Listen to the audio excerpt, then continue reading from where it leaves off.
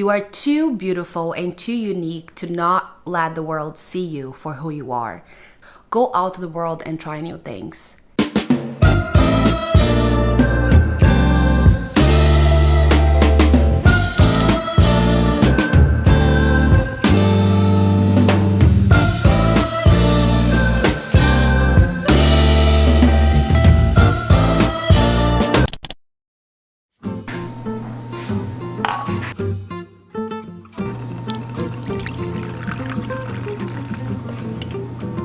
Well, yesterday was fun. That was my first time painting in probably the last 5 years. I wish I could explain how much at peace I felt.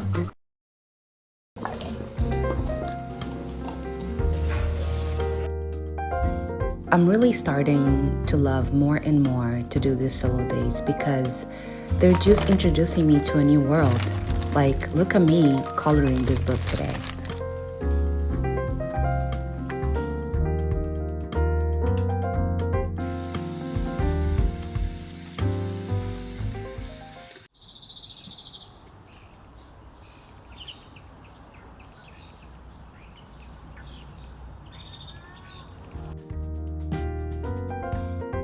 Solo dates have been teaching me that in between all the busyness of my life and while I'm always there for others, it is not selfish to prioritize spending some time alone to recharge.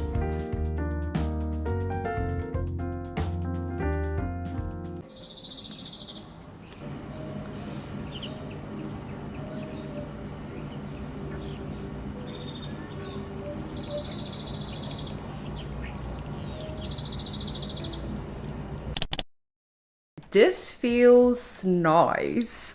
Like yesterday, guys, was so relaxing and so nice. Honestly, it just brought to me the clear message that in 2025, as humans, with our responsibilities, we no longer allow ourselves to sit down and do nothing, which ended up being so weird when you are actually just painting a book because you're like, I feel like I could be doing something else. We have put into our minds that painting a book, doing a little puzzle and reading is not being productive. This is exactly why we are all so tired and drained. But I have this box here, which I love, love, love. It's a self-love cards from We Are Not Really Strangers. If you're not familiar, they just have all of this cards game, and I really wanted to take a random card. The card that I got is what forced you to grow even if it was hard? This is such an amazing question because I would simply answer this as moving abroad. I moved to the US 5 years ago, all the way from my country, Angola. It was probably the biggest shift of my life and really taught me to get out of my comfort zone because there's so many things that I had to do on my own. I didn't have my dad, I didn't have my mom, I didn't have like my siblings to do all of the things for me. And I was like, okay, if I don't do it, nobody else is gonna do for me. Today, I am willing to take on more challenges. I'm like, you know what? I have figured out so many things on my own. So why can I not figure out these new challenges? Everything is possible, but it will really mean you need to get out of your comfort zone. And you know, like always, I am gonna do my little summary about the Artist Way. If you don't know, this is a 12 weeks artist course, which is just dives into like how to tap in more into your creativity. Even though this book is for creative people and artists, I feel like any person really can read it because there are so many things that we can just take home as humans in general. The more we are in touch with ourselves, the more we learn to express ourselves. And let me just tell you that I could not agree more. When you are in touch with yourselves, you understand your worth, you understand your value, and you start to build standards. You learn that it is very important to express yourself. You know how many situations we go through and we simply get mad at people when we never even expressed ourselves. They never knew that we don't like that. Your standards within yourself will also change.